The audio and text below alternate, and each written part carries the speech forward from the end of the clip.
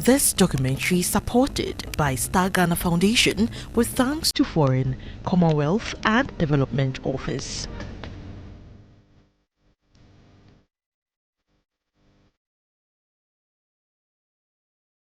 The Awutu Senya East Municipality, what many refer to as Kasoa, has a fascinating political history. Being one of the largest and fastest growing municipalities in Ghana, the area had long been considered a stronghold of the New Patriotic Party, with Mavis Hawakumsin serving as a Member of Parliament since 2012. However, in the 2024 general elections, the tide turned in favour of the National Democratic Congress candidate, Phillis Okunor, who won the seat with 50,886 votes, representing 52.7% of the total votes cast. Phillis Okunor's historic victory, many say, can be attributed to her reputation as a peacemaker and the belief among her constituents that she can transform Kasoa. I see her to be a peacemaker. When we compare her speeches, her actions, everything shows that she's really a peacemaker. Because I've been in NDC not too long ago, but from the internal elections and the controversies that happened during those periods, she actually brought out some spirit that made me see that she's indeed a peacemaker. Looking at her pedigree and what she brings on board, she has the youth at heart, the well-being of Kasoa also at heart. She was someone born in Kasoa and she has been in Kasoa with us for a very long time, so I think she knew the issues in Kasoa and then had ideas of resolving them. But her journey into politics was not without challenges. As a woman in a male-dominated field, she encountered numerous obstacles. Obstacles, she believes, contribute to why many women shy away from politics. I quite remember when I started, even internally, it was quite difficult. The first time I contested, I went against 7 gentlemen. I was the only female, and then I was also very young. In terms of primary? Yes, the primaries.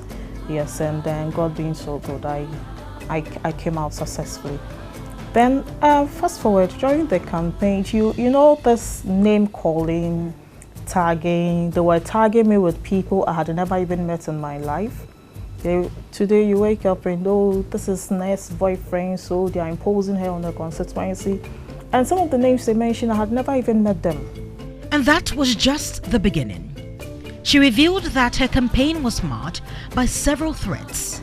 Threats she described as endangering her very life. 2019-2020, it was very difficult. I remember at a point at the one of our registration centers, which is just 2 houses away from where I live, Step to Christ, my opponents came there shooting at people during their registration, which is a public record, everybody is aware. Then on number of times too, I was personally attacked at gunpoint before the elections. Then I was almost always into hiding.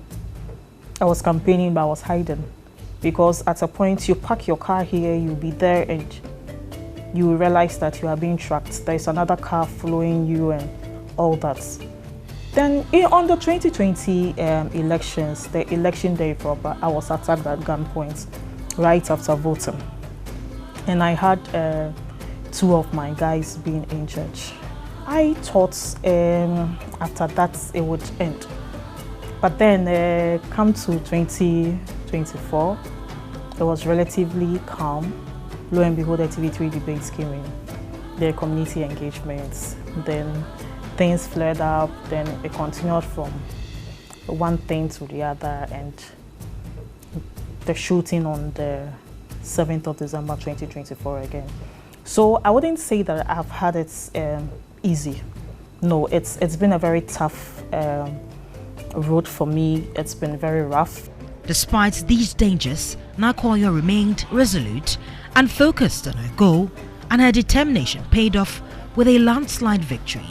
By the power vested in me by the Constitution of Ghana and the CI 127, I, the returning officer, declare Phillis na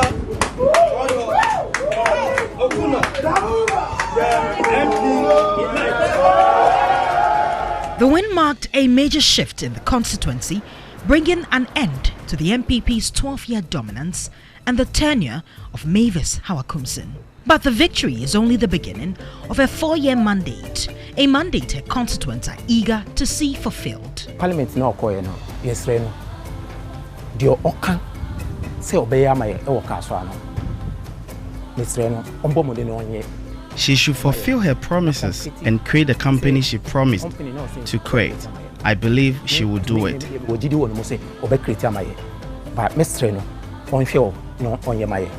I know she can do it, and she shouldn't look at what others are saying about her and what the world is throwing at her. She has a lot that she can bring on board, so she should just keep it up. Kasoa's rapid urbanization has brought about serious challenges, including inadequate infrastructure, water scarcity, and rising unemployment. But Nakoyo's commitment to the constituency started long before her election. She had already launched several developmental projects showcasing her leadership and deep dedication to the welfare of her people. To help alleviate water shortages, she constructed boreholes in several communities.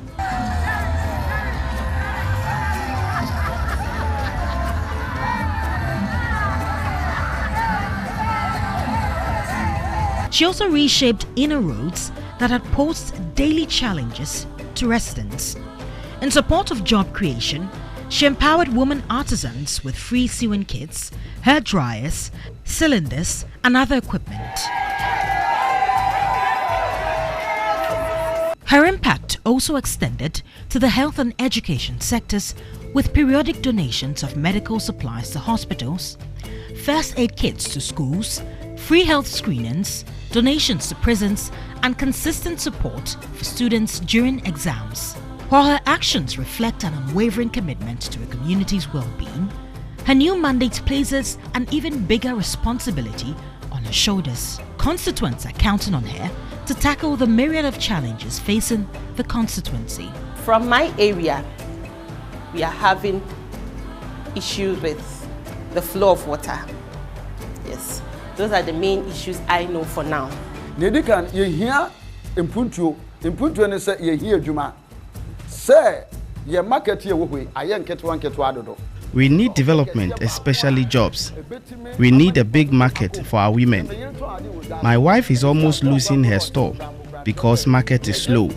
If you say edwadian enkoso ententem nti ama e kana de ade o say o de ejuma be breye nti ejuma na ye de ye fe o Kasoa. She promised to give us jobs, and that's what we need. Jobs and education. People see the community in a wrong way, but I think, and she championing the good image of this community, why not? She should be the stepping stone. She should be the example for us to follow. For Nakoyo, her top 3 priorities are restoring water access, creating jobs, and changing the narrative around crime and insecurity in the area. One of our major issues in the constituency is water. It would surprise you. I've lived in Kasoa for not less than 25 years, and up till now I don't have water flowing through my tap. So when I go out and people complain about water, I can relate because I'm also experiencing the same thing. I have done a lot of work on the water issue. I have seen the municipal director, all the stakeholders that needs to be questioned or even asked about our water situation. I have done that. It has gotten to where we would have to meet with the minister because it is beyond the borders of Kasoa. Per the demographics, we have about 67% of our people being the youth. Only 10% of them are working. And even out of this 8% of them work in Accra. You know our salary system. You know our transportation fares. At the end of the day, the entire salary is gone back into transportation. So we are looking at industrializing the Awutu Senya East constituency. This is a very, very big constituency. It would be very good. Right now we have the regional police command there. We have the regional ambulance. We have a lot of. So it would be good if we get about 3 companies in the constituency. In Parliament, she has vowed to be a strong and vocal advocate for her people, and her constituents are already impressed by her performance. She's very good in English. She's very good, very articulate, yes. So I feel that she can be able to speak well in Parliament, because for the past 12 years, we all know how Akumsin has not been really speaking in Parliament. Because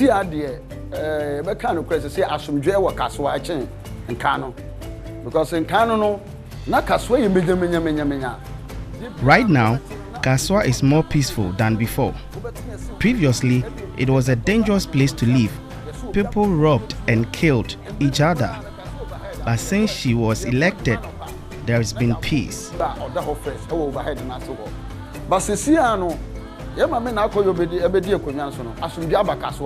As a woman in leadership, she also plans to champion the women's agenda, especially through the Affirmative Action Bill.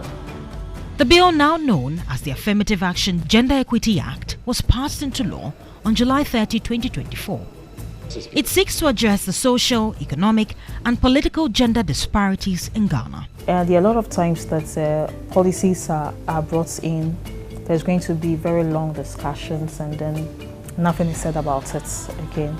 But this time, I believe that this time we have a crop of women in Parliament that are ready to champion the women agenda. Normally, when you say the women agenda, then the men will start raising eyebrows and all that. But that is what it is. We want to champion the women agenda so that we will make sure that not even for us, but the ordinary woman on the streets would also be okay and satisfied.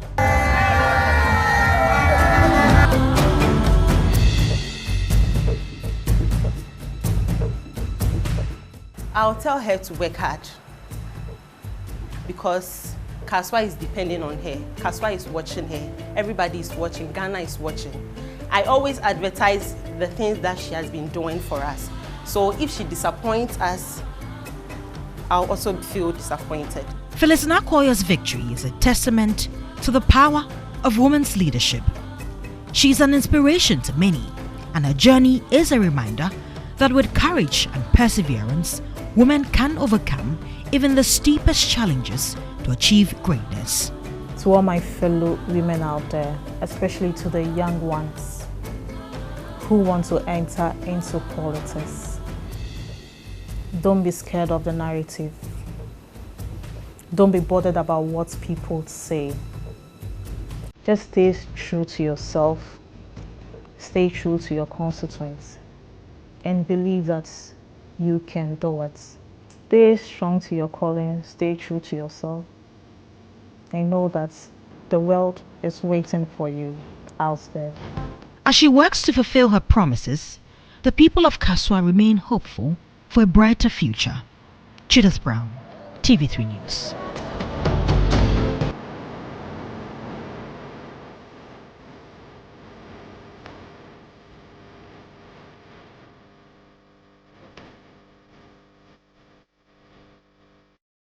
This documentary is supported by Star Ghana Foundation with thanks to Foreign, Commonwealth and Development Office.